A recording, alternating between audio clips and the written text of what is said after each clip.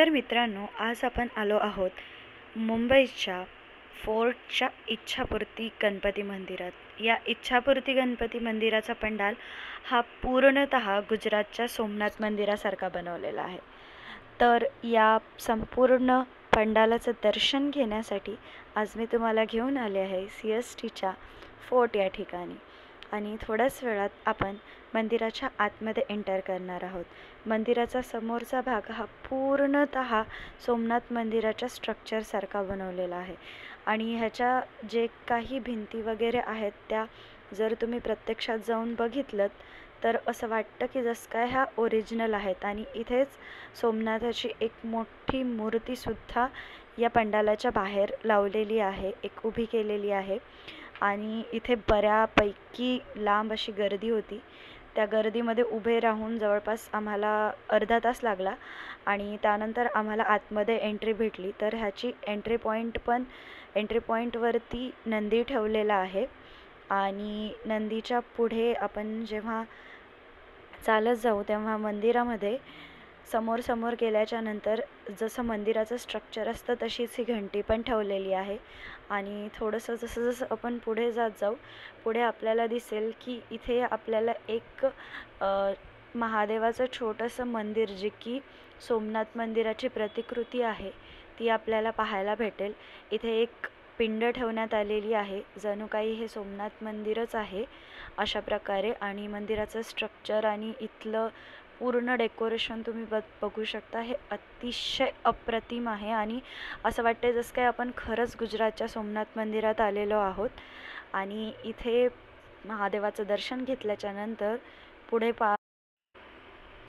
इथे महादेवाचं दर्शन घेतल्याच्या नंतर समोर अजून वरच्या साईडला जायचं आहे आणि इकडे लोक चढत आहेत। रांग भरपूर मोठी होती आणि थोडंसं समोर वरती चढत गेल्याच्या नंतर तुम्हाला दिसेल की गणपती बसवण्याची परंपरा ज्यांनी सुरू केली त्या लोकमान्य टिळकांची एक छोटीशी प्रतिमा इथे ठेवण्यात आलेली आहे।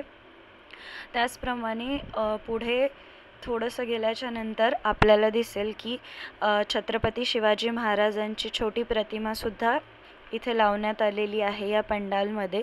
आणि अजून रांग संपतच नव्हती। अजून थोडंसं चालत पुढे गेल्याच्या नंतर या इथल्या स्पॉटवरून थोडासा अंदाज येत होता की आतमध्ये कशा प्रकारचं डेकोरेशन वगैरे असेल आणि बाहेरूनच ते बघून इतकं सुंदर वाटत होतं। तर आतमध्ये गेल्यावरती कसं असेल याची एक छोटीशी कल्पना आम्हाला आलेली होती, पण रांग काही संपत नव्हती आणि आम्ही वेटिंग करत होतो आणि थोडीशी गणपतीची झलक पण मिळाली। हे तुम्ही पाहू शकता, भिंतीवरती इतकं सुरेख काम या कारागिरांनी केलेलं आहे, ज्यांनी कोणी हे बनवलेलं आहे।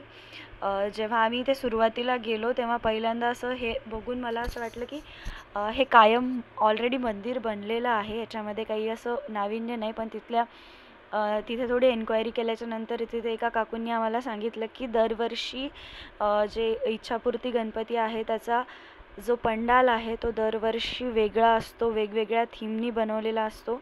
आणि यावर्षी त्यांनी सोमनाथ मंदिराची गुजरातच्या सोमनाथ मंदिराची जी आहे ती प्रतिकृती उभारली होती आणि खरंच हे डेकोरेशन इतकं अप्रतिम होतं।